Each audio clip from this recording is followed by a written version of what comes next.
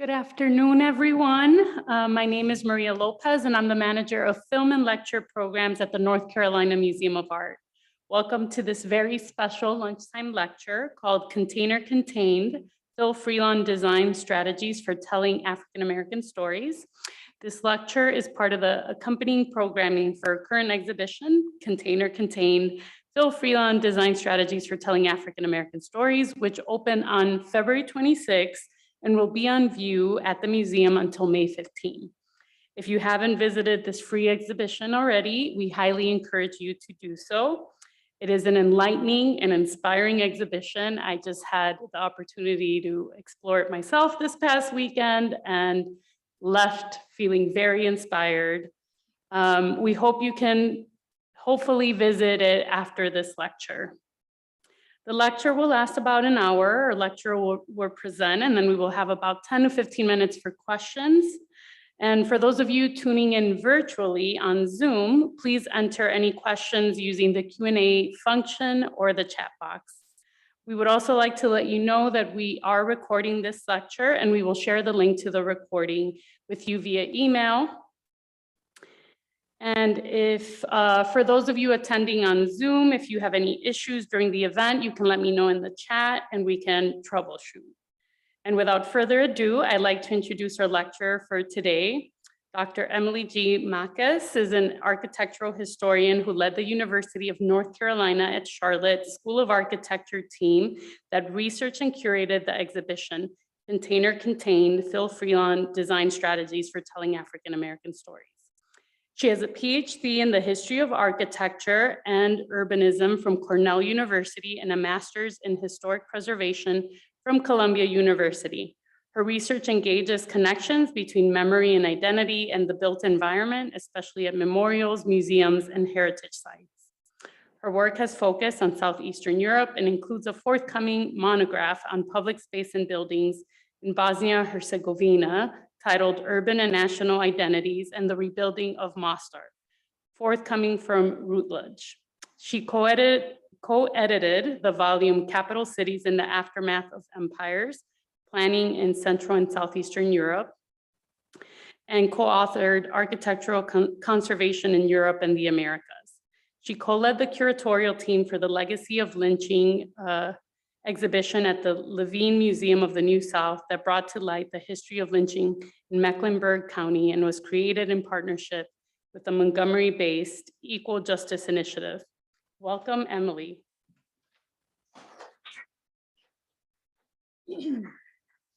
Thanks, Maria, and thanks North Carolina Museum of Art for having me and hosting our exhibition. Thanks you guys for coming out to hear this lecture, and everyone on Zoom that I can't see for tuning in. Yes, so I want to tell you guys a little bit more about the research that we did and the findings that we did that is on display in the exhibition. But first, I think a little more background on Phil Freelon as a way of getting started. And I know that, I'm coming into the Triangle area, and you guys all may have known Phil Freelon as he, spent most of his life in this area. So you may know him better than me, but if for those who may not be familiar with him, he was born in Philadelphia but as I said, moved to study at NC State, and then after doing his master's at MIT, came back and set up worked a little in Durham, then founded his own firm, the Freelon Group in Durham, and was here until his passing in 2019. His firm, the Freelon Group, won over 26 total awards from the AIA. And if you're not in the architectural community, that's a lot, that's big. And including the North Carolina Firm of the Year or Outstanding Firm in 2001. At the national level, he won the Award for Public Architecture from the American Institute of Architects in 2009, and a North Carolina gold medal. So basically all the accolades that you can earn as a designer. He was appointed by President Obama to the US Commission of Fine Arts, was a fellow of the AIA. A few years before his passing, he was tragically diagnosed with ALS, and a few years before that, he had merged his firm, the Freelon Group, with the larger firm Perkins and Will, which has an international footprint and a much larger infrastructure. It's my understanding that this was in pursuit of larger scale projects after coming off of the Smithsonian project, which was very large and involved multiple architectural firms coming together to complete that sort of partnering, getting that infrastructure and that larger staff with a larger firm made sense. Here, just to get a sense of who he was and what his work and his career and his life was about, are a couple of headlines from architectural press and public, a more broader press. And we can just see from these headlines, some of these are obituaries, others are coverage, of his work during his lifetime. But just by looking at some of these headlines, we get a real sense of what he was about, right? Champion of diversity, architecture as activism, most significant African-American architect in recent history, humanitarian, architect of the Black experience, engagement, community engagement, inclusion.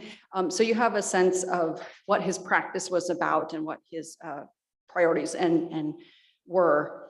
Another longer quote I would like to share from the now also late Congressman John Lewis. He published a statement on Phil Freelon's passing that is longer than this, and a shorter version of this is on the wall downstairs, but I wanted to read this little bit longer quote just because, obviously, at least for me, and I think for many, John Lewis's words hold a lot of weight, and he's certainly speaking for a community, one that I'm not a part of, but his words are powerful and impacted me. So anyways, John Lewis said, Freelon's own life was steeped in a love and appreciation for the rich traditions of African-American culture, and his work was always an attempt to celebrate the contribution of our people to American society. The cultural traditions of the Black community were a part of his soul, and he became one of the few designers of choice who he trusted to tell the African-American story in bricks and mortar. For our community to lose someone with Phil Freelon's experience, perspective, and know-how leaves a void that cannot be easily filled. He was not afraid to be bold, to be original, and to root the design concept in the African-American tradition. Phil Freelon was an artist, an architect, and a griot who immortalized our culture in steel, glass, and stone. And further proof of this, just a few of the things that have been named in Freelon's honor in the final years of his life or since his passing. There's a fellowship at the Harvard GSD. There's the National Organization of Minority Architects has renamed their entire awards program. Annual is now the Freelon Professional Design Awards. AIA North Carolina has a specific award for public architecture named for Freelon. Perkins and Will, the firm he was with for the final few years of his life, they do an internal annual design competition among their own staff that's named for Freelon. And even the Raleigh Chamber of Commerce has a award for diversity that is named in his honor. And because as we were researching Freelon's architecture, for the past 2.5 years, also learning about Freelon the person and all of the other things he was doing, it seemed essential. That seemed an essential part of the story. So we put this sort of timeline on the wall in the exhibition as well.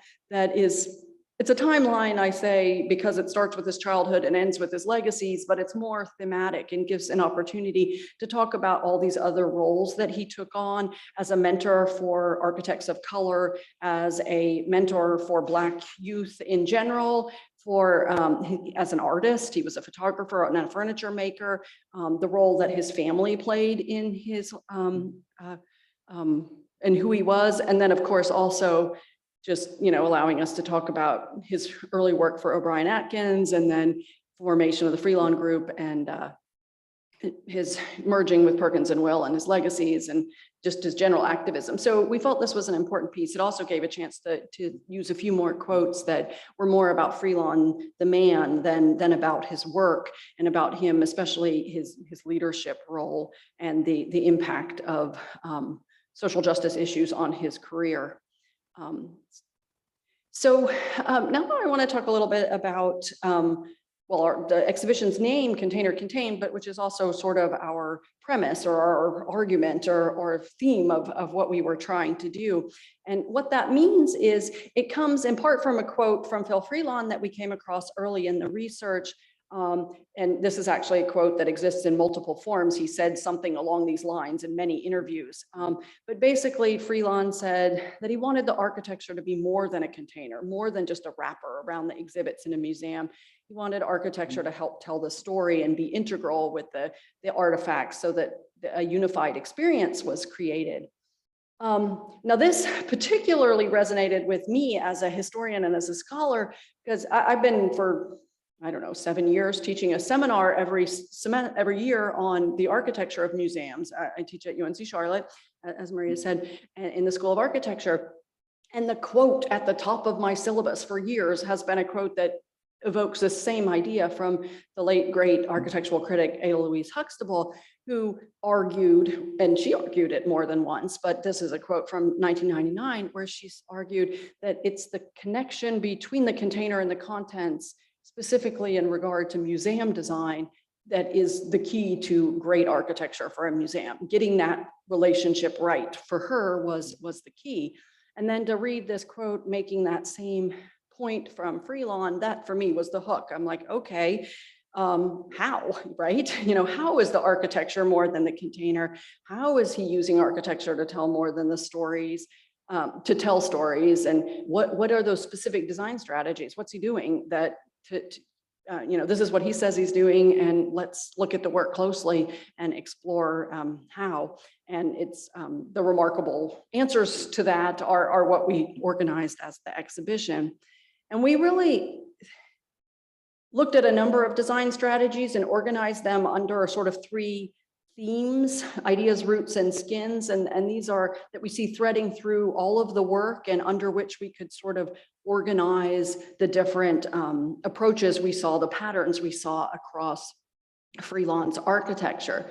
So in slightly more information about those 3, starting with roots. So, roots are the hidden underpinnings that nourish plants, right? We don't see them, but that they provide support, structural support for plants, but they also provide nourishment and metaphor. Then there's a metaphor about roots as well, right? These are obscured origins that are also supportive. And so we really found that in the architecture of Phil Freelon, and for the institutions for which he chose to design, are very much the idea of rooting is part of the design, and engaging with rootedness in neighborhoods, rootedness in communities, and longer term rootedness in Africa and African past and traditions. And indeed, here's a Phil Freelon quote supporting this sort of idea. Freelon said that there's power and truth in what lies below the surface, and that the subterranean root system allows a mighty oak tree to stand and extend branches. Just like that, North Carolina's growth and prosperity depended greatly on the contributions of countless men and women who have been hidden below the surface of our state's written history. The hidden figures idea, that there's people whose stories haven't been told that are the roots of where we are today. And that obviously that includes, unfortunately, a lot of people of color who have not been part of the story. And that, this quote was in relation to Freedom Park, which was about uplifting some of those voices and stories that haven't been shared. The second broad theme we were looking at was skins, and as we know, skin is something that results in varied tones that humanity has long used as an identifier, for better or for worse, to distinguish communities. But skin is also a really important word in architectural discourse, and really skin plays the same dual function that living things skin does, in that it's both it can be an outward identifier, but it's also a protective barrier that mediates between the environment and the organism. So architects use the term skin a lot to talk about facades and this idea of having an environmental role, but also a meaningful role in terms of identity. So, and in his designs, especially for African-American communities and institutions, Phil Freelon was spent a lot of focus, and his team focused a lot on the building skin and this sort of dual environmental role, which wasn't really the subject of his work, all of the sort of passive environmental strategies and that sort of stuff, but also particularly he used this element to explore identity and American identity specifically. And we looked at the use of color, pattern, and material as sort of three strategies under that theme, focusing on the facade. And then the third of our broad themes was ideas, which is very broad, and I'm actually going to talk a lot about that moving forward. So for architects, ideas are thoughts that drive designs and architectural forms and inspire those forms, and are often inspired by the institutions for which the buildings are being built. And Freelon was a master of intentional design metaphors that are thought-provoking and reference culture and history and are both, result in beautiful architecture, but also deeply meaningful architecture. And we looked at some sort of strategies or approaches under that, including interweaving, the idea of ascension, and the idea of visual symbolism. And a quote that's large on the wall at the entrance downstairs about the idea as the beginning point of the design. So this is another Freelon quote where he argues that one of the tenets we adhere to in our firm is that when appropriate, architectural projects ought to be driven by an idea. It's not good enough just to be a beautiful building, just to be well detailed, well built. It has to mean something. This was important to him. And he felt that was particularly the case when it was a project for an institution with a really clear vision and mission that's powerful and that can be supported through the architecture. Again, contained. And that the building should convey the vision and the mission, and that it all starts with an idea. So also at the beginning of the exhibition down there, we pulled together some of the conceptual idea sketches that Freelon's firm created to condense building projects to their essence. And they're collected at the beginning of the exhibition as a group to stress the idea of idea-driven design, but then also each one of these is found with its project throughout the exhibition, so we can see how it relates to the work. And I want to talk about this idea-driven design in the work of Phil Freelon now, starting with the easier category of the visual symbols that he how he turns an idea into a building, and his team, of course, architecture is not an individual effort, that how visual symbolism through the work, starting with ideas. So I just want to walk through a couple of the projects that are featured downstairs. So it starts with an idea for the Tenley Friendship Library. It started with the idea of an open book with the exposed pages. We see how the conceptual sketch for the building creates a sort of solid line that is the spine of the book. And we see some sort of lines that are perpendicular to the building envelope or the front facade of the building that are these fins. We'll see a photo of it in a second, that basically suggests this idea of the pages of the book. So this idea of an open book, how could that be a building plan sort of configured? And then here we see just a Google street view, 3D photo of the building. It's a little hard to get the angle because that open book, it's not necessarily perceptible because you don't experience a building like as a plan like that, where you see that hard, solid back, which is, the offices and the stacks, the books and stuff are in the back. And then the reading rooms and the public spaces are in the front. And we see this kind of vertical lines along the facade. But that kind of, when you're in the building, you don't necessarily say like, oh, this building is a book. But once you see this process, you're like, oh, this building is a book. And but it's not like a literal book. But here we see on a sort of street view, we can see that more solid piece across the back that obviously it's not a skinny line because it's got to fit, stacks of books and offices, but that idea of a solid spine going across the back and then these fins, these vertical fins, which are also a light shading device and help mediate, again, this dual role of the skin, and here's a good view of where we see those. Those are the pages of the book. So you really have that sense of how the idea of and obviously it's deeply meaningful. It's a public library. It's inspired by the form of a book, but it abstracted in a way, but also a clearly traceable idea. In Atlanta, the Freelon group was in partnership with HOK asked to won a competition to design the Civil and Human Rights Center. And the idea that they started with here was that of interlocking arms. Freelon and his team, they saw so many looking at photos, starting to study the civil rights movement, that marching with arms interlocked, that idea of solidarity, that idea of being in it together, that linked arms became a symbol of this for them. And then they realized, because the Civil and Human Rights Center in Atlanta is also about contextualizing the civil rights movement in the United States within global human rights campaigns. And they noticed the same pattern when they looked at images of protests from around the world, that very often that sort of solidarity of the linked arms. And so the original competition proposal that they entered had two main sort of intersecting bars. This was the idea of two arms locked together, like those with their elbows.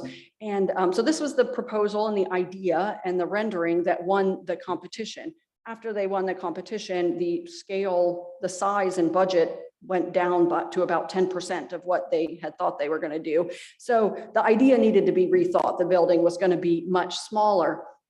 So condensing the idea of arms, interlocking arms, the Freelon group came to the idea of more like cupped hands, or going from arms to hands, this idea of both sort of presenting something precious in the museum, but also sort of protecting it within the hands. So, but still keeping that same gesture of the sort of two facing element. So this became the conceptual sketch of, okay, we're going to turn those arms just into two hands, and the sort of black squiggly line is that the ends are open and circulation sort of moves and views move through the building. So here we see that turning into a building where we have sort of the two glass facades within those protective, more solid walls. Again, that sort of precious content being presented, but deriving from that idea of solidarity through linking arms or hands. For the Motown Museum, it starts with an idea. The idea was a shelf of vinyl records. This is Motown, right? This is the heyday of the vinyl record. So just thinking about this idea of records on a shelf, and then actually taking it really analyzing that looking exactly at Motown's top 10 or #1 vinyl records, and the color scheme that came from what were the actual colors on those records. So using those colors, trying to create a sort of cuboid volume based on that line of real colors, that flattening of that becomes the facade. And then adding another layer of the sound patterns of Marvin Gaye's What's Going On as sort of a quintessential song of the moment, and one of course, Motown's biggest hits. So taking that wave pattern and that color pattern and that idea of the record, all inspired by Motown or by vinyl records, and turning it into a building. This is the proposed Motown Museum, which is under construction. And we really, you wouldn't necessarily walk up to it and say, oh, it's a shelf of records, but it's quite obvious once you are familiar with this. And again, the colors, and you can kind of see the rendering's not great in terms of showing those patterns of the sound waves on the facade as well. But in addition, the other thing that's really interesting about this is the theater side behind the building, but this is the sort of front entrance. And Hitsville, USA, that little blue and white house has been the museum for a few decades. And that was the studio where where Motown was based, especially at the beginning, and where most of these records were recorded. And so that house is part of it. And they actually now own all 4 houses. And so we can see this new entrance to the museum being inserted between the pairs of houses. But this this building, which has such deep meaning in its form for the content, is also a perfect backdrop that really highlights the historic artifact itself. It doesn't overshadow it. It really just provides a nice, where it's in the background, you really see Hitsville, you see the entrance, this kind of thing. So it's both this, form with meaning, but also a sensitive intervention in the actual historic site. And here you can see those sound wave patterns and how they're shaded into the row of records of the facade more clearly. For another project, the starting idea was the double helix, a strand of DNA.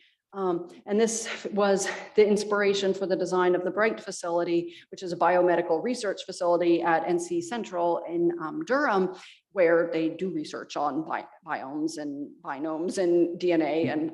And so for the facade inspiration, the Freelon group, unraveled the DNA to create this pattern of solids and voids of varying colors. And, it obviously isn't the typical yellows and blues that we use to denote the DNA different pieces, but we can certainly see that the pattern on this facade is that unraveled form of DNA. And here's the facade on one side of that BRITE facility, and we can see that pattern of solids and voids. And if we look closely, the brick, we can see variation in the color of the bricks that gives us that finer grain, where we see how the research on genetics that's happening inside the building is reflected in the patterning on the facade. But again, it's also just windows and brick, like most facades. It's not some literal representation of this. It's a symbolic, visual symbol that's been abstracted. The Smithsonian Museum of African American History and Culture is, of course, one of the largest projects in which Freelon was involved. And it really had two central ideas, the idea of the crown and the idea of the porch. And the idea of the crown came from this particular sculpture from the Yoruba culture of West Africa, of this king, a caryatid sculpture of a king with this sort of three-tiered crown. And then also the idea of the porch, which is just such an important architectural story that intertwines African history, African American history, and American history in a way that this was part of the objective of the museum itself, right? Because the idea of a porch as a architectural element, but also as a concept, this idea of that interstitial, that indoor-outdoor space, that protected outdoor space when is African in origin and came with, the enslaved people who were brought in voluntarily to our hemisphere. This idea, this building element came with them and was introduced and was, as important to African American culture and Afro-Caribbean culture, and then became important to American architecture. I mean, the idea of a porch is not part of a European architectural tradition, and was very important in Africa, this idea of having homes tended to be more, I'm generalizing about a continent, but for many African cultures, homes tended to be much more private, and you did visiting with guests on the porch. And in the European tradition, the throne room is where a leader might have guests or receive guests or have events. In the African tradition, that was the veranda. That was the space of power. That was the space where leaders would receive guests. So, anyways, so the porch and this crown are two sort of African elements, but also, especially the porch, becomes important in American history. And these become, here we see that three-tiered shape of that crown becomes the overall form of the building, with the angle of the slants being derived from the Washington Monument, specifically to tie it to the place and to the American history and tradition and founding father and so on. So the whole building was about these formal inspirations, the crown and the porch, but also about, how more abstractly to intertwine American, African American, and African traditions through architectural moves. And then, of course, this is the mall side of it, where we see we're under the porch, this great big porch overhang, creating this this protected space at the entrance to the museum, sort of referencing that major architectural contribution, and also that sort of the meaning of that space as a space of power and a space of transition from the mall into this museum. And so the Smithsonian is a good transition point to move from these more visual symbols, you know, a book becomes a building, or records become a building, to some of the more abstract metaphorical ideas that Freelon and his team incorporated as sort of ideas that drove designs. So sticking with the Smithsonian, the idea of ascension or of uplift was key to many projects and is often reflected in the circulation pattern, the path of controlled movement through the way one is controlled to experience Freelon's projects often supports or leads to, is driven by this idea of ascension and uplift. So in the Smithsonian, you start in this, the African-American history of arts and culture, history and culture, you start downstairs in a 3-story underground, no windows, no outside exposure, in this, you know, multi-story underground bunker where the dark history is shown, right? This is the history galleries, the heritage galleries, and it's all enclosed. The story from enslavement to civil rights. This history is all told in this underground, very dark, very heavy materials, a lot of stone, concrete, right? Dark, all grays kind of. So, and then you come out of that space literally into the light, and then literally ascend up the escalator to go up into the upper level galleries, which are celebrations and presentations of contributions of African Americans to American history, culture. And so that idea of, uplift after struggle is the building feeds into that narrative and the story that the exhibitions are trying to tell of, starting underground in the dark, coming out into the light. It's beautiful, it's refreshing. You're moving, you move up the escalator into the light, and then you experience the positive, the contributions, the other sides of the story. This same theme, it's also kind of interesting, a little aside here, because the Smithsonian was a collaboration between Phil Freelon, Max Bond, and David Adjaye. And typically David Adjaye is described as the chief designer. Phil Freelon was the architect of record. He was the main architect who got the building built, and part of the team from the beginning. He actually wrote the competition brief and then won the competition, and then so deeply involved. But typically design ideas are attributed to David Adjaye. But if we look at the Smithsonian within the body of Freelon's work, all of the ideas, it's all the ideas are there. So clearly his role in this conversation must have been very great. And Adjaye was, he was familiar with Freelon's work. That's why he asked to partner with him to do this. So maybe we can say the crown, David Adjaye thought of the crown, but it's certainly channeling the way that Phil Freelon thinks and works. Because here we see at the International Civil Rights Center in Greensboro, this idea of ascension in the circulation path and in the narrative is very much present. Same pattern. The underground galleries, which we see on the lower left, are very dark, very heavy, are downstairs. You begin the exhibition by going down this very dark escalator, go through the dark exhibit that talks about Jim Crow and lynching and all the things that led up to the civil rights movement. And then as the diagram shows, so you go down, do that, and then you come up the stairs into, and you can kind of see the corner of the stairs coming up there on the right, and you come up into the space of the historic lunch counter. And so you ascend into this, there's not a lot of natural light, but it's all white instead of all bright. And this is the historical space where you come up and you hear the story of the sit-ins and the civil rights movement and the fight for justice, and after sort of ascending from the dark history. So that idea, and we see it at the role of the stair, it's the same in Baltimore. And we also see it at the Harvey Gantt Center in Charlotte, which is a complex building. There's a lot of things going on, like the Smithsonian. It's one of the more multiple ideas at play here. But the idea of ascension is both in a circulation thing, but also a metaphor here.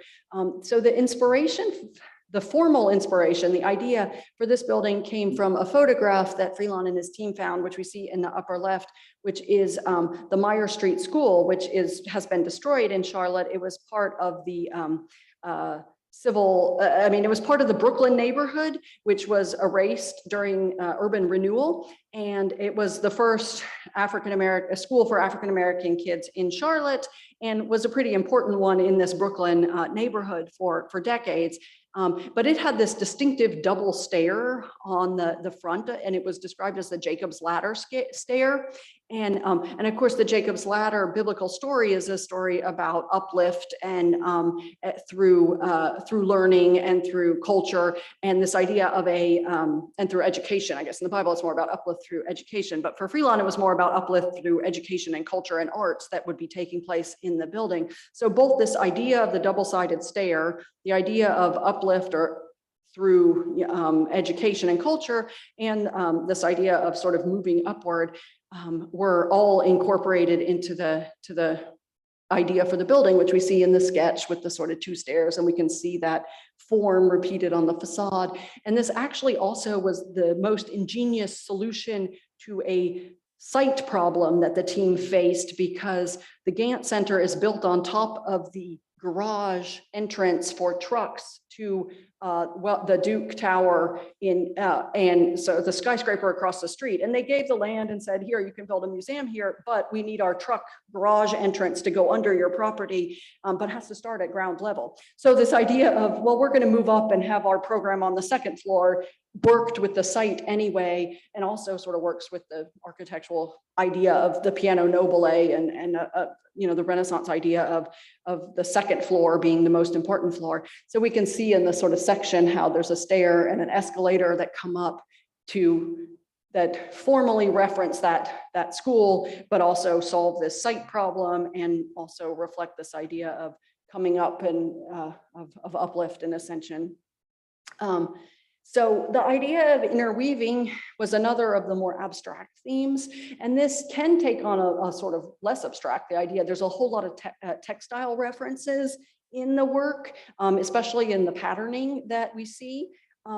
And so the Gantt Center is based on the idea of the facade is referencing the idea of quilting and piecing and the importance of quilt to the African-American tradition, Underground Railroad, and other cultural things. So that pattern is repeated in multiple places on the building.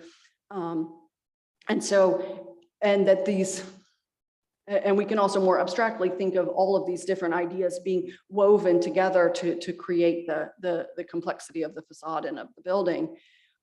This idea of the interwoven landscape is also really important at Emancipation Park in Houston, where we see, again, a sort of patterning, an abstraction of a quilt patterning, creating this pattern of pavement, and that feeding throughout the design, the buildings, even the swimming pool, even the park, everything is interconnected through these this abstract patterning, which is these elements are woven together. They're not hard edges. Everything sort of overlaps and links. So that sort of theme, and the materials and the colors all reference that Second Ward neighborhood in which this park is located. So again, sort of weaving the park back into the history of the community.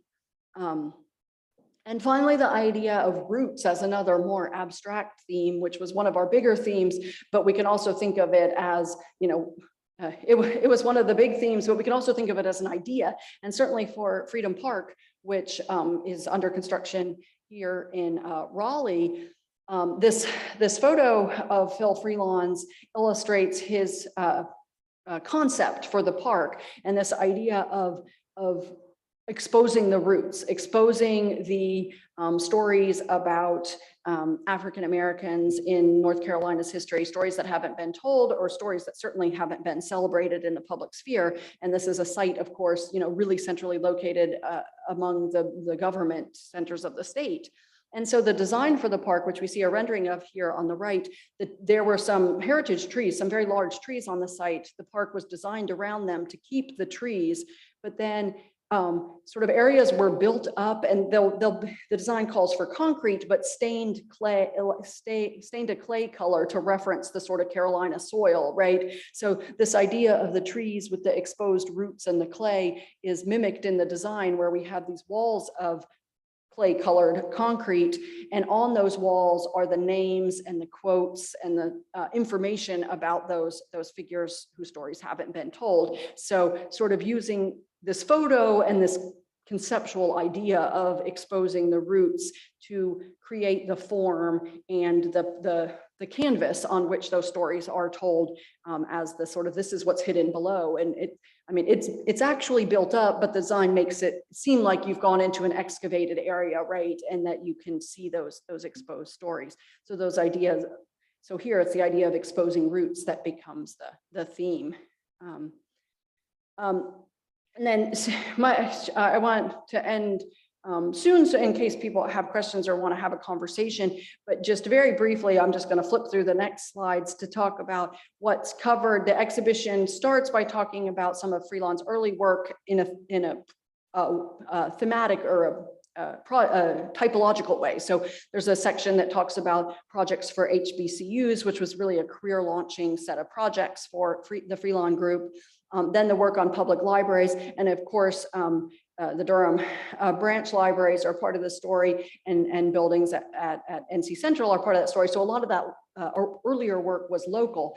And then there's a section that very specifically speaks about 3 early cultural centers that the Freelon group designed in this area, one in Raleigh, one in Durham, and one in Chapel Hill, that were really the first projects. I mean, the libraries he tended to design were often for African-American neighborhoods, but not exclusively. And the HBCUs was obviously the target audience. But these cultural centers, the African-American Cultural Center at NC State, the renovation of the church to be part of the Haiti Heritage Center in Durham, and then of course the Stone Center for Black Culture, all were much more explicit engagements with this. And even though these projects may not be as architecturally exciting as the Smithsonian, we see so many of those same themes appearing, and the kernels of these ideas in these early projects in this area. So we wanted, that was a piece we didn't have when the exhibition was at the Gantt, that we wanted to add, one, because this is the triangle area, we needed to have that story, but also it became increasingly clear that the start of some of these themes were in these earliest projects where he was first thinking through how to represent African-American identity in architecture. And then, of course, it's the big museums, and then sort of the 2 major parks that he designed in Houston, and the one under construction here in Raleigh. And so those 3 themes, the ideas, roots, and skins, are color coded in the exhibition. And so you start sort of by seeing those overviews of the 3, and then the sort of each has those 3 sub themes, like for skin, it's material, pattern, and color. And so those are sort of more detailed on the next wall. And then as you move through the exhibit, a color traces a theme from project to project. So if you wanted just to learn about roots, you could just look at all of the orange panels, right? But it also keeps reminding us of how these same themes are present in every project. And obviously the weighting of it may change from project to project, but we used a combination of quotes and photos, diagrams we generated, and models that we created to tell these stories of how ideas became designs, and how roots and skins and ideas are infused in the work. And then I can't help but wanting to say that, if for Freelon, he turned ideas into buildings, for me, because I'm also an educator and I had students working with me, we wanted to internalize and try and channel Phil Freelon in our work. And so for us, we used a Freelon building and turned it into our graphic strategy. So the idea of, this is the rec center at Houston's Emancipation Park, but this idea of vertical panels is very common in his work, this sort of panelized facade. But in particular, we used this one and the sort of idea of these yellow, orange, red colors and the staggered panels. And we abstracted that and then used that as our sort of design strategy as a way to sort of try and be, what would Freelon do? Or, so the students could think about how could we use his design strategies that we've been studying as a design strategy for our work. And so the sort of collage of panels and the color scheme comes from that building. And then just, name my partner, Greg Snyder, who has worked with me through this whole project and just here's off there. But anyways, the student team of 20 students or 12, 15 students have worked with me over the past 2 years. And there we all are at the Gantt Center opening, the students and Greg and I. But yeah, I want to, I don't know how to stop this, but you gotta just look at me and my students. But I would love to entertain any questions, comments, discussion, conversation, thoughts, feedback.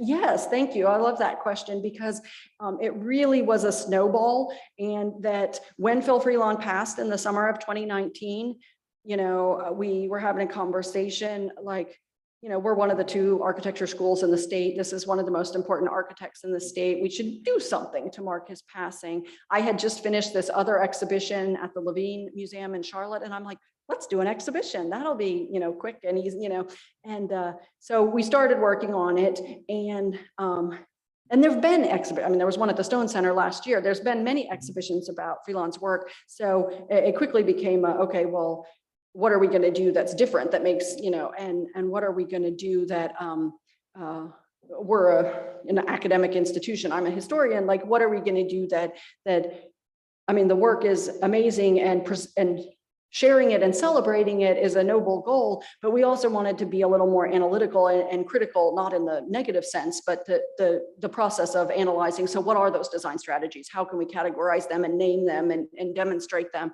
as a scholarly project? And so that sort of happened also because we started this in the fall of 2019, and our goal was to exhibit in the spring of 2020, and gallery was shut for 2 years or a year and a half. And so thanks to the pandemic, we had a whole lot more time to work on this, and it became a 2-year project instead of a couple of months. And then of course 2020 was also quite a year of national reckoning with questions of race, and especially Black Lives Matter and these traditions. And it just became, all of us taking a harder, I guess I'll speak for myself, but taking a harder look at, can I be doing more? And so, really wanting to engage the students, especially my students of color, in this project, and to have their voice part of the story, but also to have the experience of working on it and spending a lot of time studying an African-American architect in depth. So it just sort of slowed down. It became it gained new meaning in that context. And then in that time, it just kept growing because we just kept discovering more things, and the more time we had, just more projects, more depth on the projects. And so we, exceeded the School of Architecture Gallery, but we're also very happy to have the first opening in the Gantt Center in Charlotte, because it's a Freelon building, but also because it was out in the community. The people who come to the exhibits we host in our gallery in the school is one audience, but we certainly were able to share this with a wider audience. And I think Phil Freelon is just a perfect architect for the non-architectural community or people to understand what we mean when we say architecture has meaning, or that forms are, that there's ideas behind buildings. I think he's a great, ambassador for explaining that. So it was really great to be able to put it in more public venues. Yeah.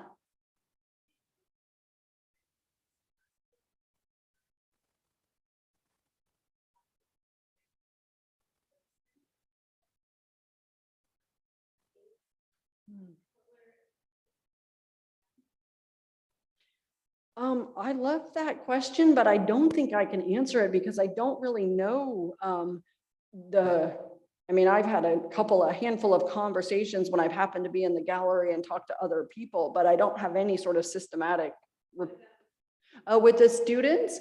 Well, I'll point you to a great video that my university produced that interviews 3 of the students. That's on the website for NCMA, has it on their website, but that interviewed the students about their role in the process, which I think is really nice to hear them talk in their, themselves about what it meant and what they did. But yeah, I mean, I guess there isn't really much of a generational difference among the students, but I definitely think, I mean, I don't quite know how to answer that. I mean, they were all, without sounding too, tooting our horn or whatever, but it was amazing. They were so engaged. And I mean, so many of them have done this with me for 4 semesters. They could be taking other classes, but they keep signing up for the independent study because they wanted to see this through, or they'd work on the research and then they'd want to be like, well, it's going to get exhibited next semester. I want to be part of that too. And so I've had some students, and obviously some of them may want to do that, but they, need to take a bunch of required classes and it's not a choice. And so they can't be a part of it. But, some of them that had graduated and gone off to graduate school or found jobs elsewhere, at the Gantt Center, we had a sort of opening reception. Many of them traveled back to be there and brought their parents, so that was really meaningful for me as an educator to see them engaged and to see them, wanting to share the work and using it as a way. And one student said, this is the first thing I've ever done that my mother, actually understands and got to see, and so, and that's all, sort of rich as a teacher for me. I have, and Talia talks about this in the video. I think also some of the students did appreciate the sort of effort to spend some time that, we could be doing better about talking about more architects of color in the other survey classes and the history classes and stuff. And for my students of color to spend so much time working on this project, I think did really resonate with some of them. And, what they saw as an opportunity, and I was glad to, give them that chance and, have them be part of this interpretation process because, obviously I'm a historian who's spent a few decades looking at identity in architecture, but I don't have a lived experience relative to this particular identity. So it was really, important and necessary and productive for me to be working with a diverse group of students that could bring some of that to the conversation. Yeah. What else? Yeah.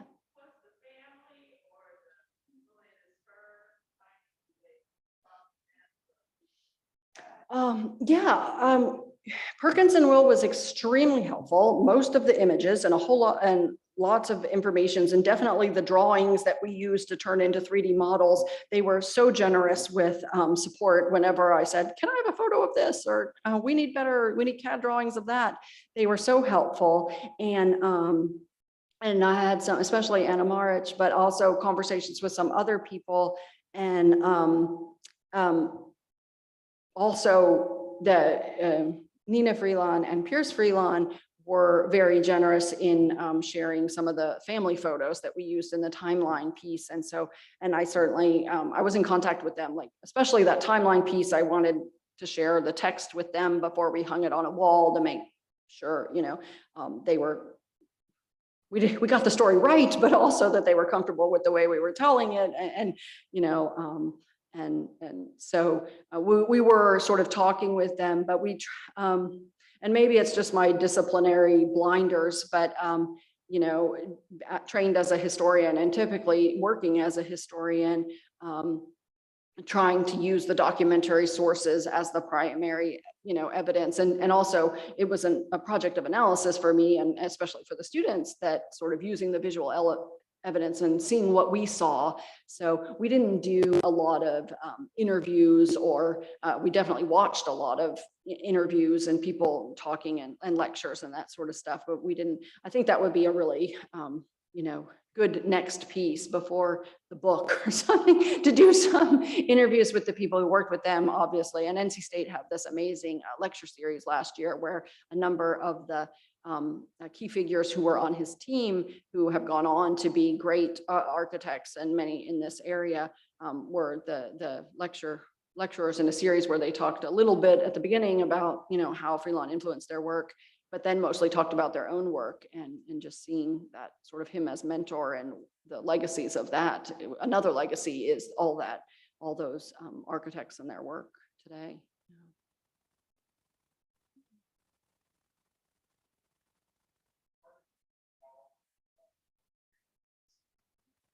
No, so there's a funny story I've heard a number of times. So there was a competition for the design of the Harvey Gantt Center, and Harvey Gantt, Gantt Huberman Architects submitted to the competition. And this was before it was named the Gantt Center. It was the African American Cultural Center of Charlotte at that time. And Phil Freelon and Freelon Group submitted to the competition. Phil Freelon won the competition, but apparently Harvey Gantt has said more than once, Phil got the commission, but they named it after me or something like that, like who won here, you know, or something like that, which he didn't say the who won here because Harvey Gantt is much more humble than that. But yes, but he was at the opening and at the Gantt Center, which was real kind of meta, seeing Gantt in the Gantt, looking at our work was really quite wonderful. But yeah, I talked to him early on in the process, so he was part of our conversation, but not part of the design of the building or involved really in this project.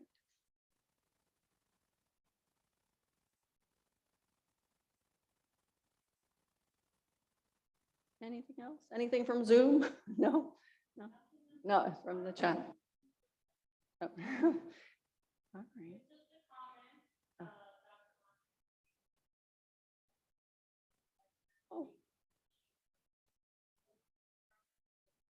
Oh, thank you, Mary. Yeah. All right. Well, so we are in conversation with NOMA Nash, with the National Organization of Minority Architects in Nashville, because the NOMA conference will be there in the fall. So we were going to try and exhibit it then. And then we're also talking with Florida, FAMU, Florida Historically Black College in Tallahassee, about doing a project with them in the fall involving their students and exhibiting it there in the spring, because they're hosting a conference of historically Black colleges with schools of architecture. So they're going to have a lot of those faculty and students together and wanted to have that. So those are the specific conversations we're having, but we're also in a redesign phase to make it a little easier to travel, because this worked because it's 2 hours away, but we need a version that's a little easier to hand off, that's not 250 separate panels kind of thing. So we're kind of redesigning it to make it easier to travel. And then we're definitely gonna be looking for further venues. Yeah. What about the Smithsonian or the National Building Museum? Well, that would be lovely. Yes, I wouldn't mind. Yes, yeah, definitely. But I feel like, we're working on sort of making it a redesign to slightly simplify the transport, something that's easier to transport, doesn't involve like, a month of our lives each time, because that, and then, putting a prospectus together so we can start pitching to some of these institutions. Yeah, but I love that we started in, we're UNC Charlotte and, for North Carolina and Charlotte, that we sort of started here. And there's definitely pieces like, I feel like the whole HBCU section could be taken apart and we could do profiles on every single one of those buildings individually. So, it can continue to grow, although this space was enormous. So we may need a condensed version as well to travel. So we're working on that and we're excited about that. Well, thank you all so much. I appreciate your coming and your attention.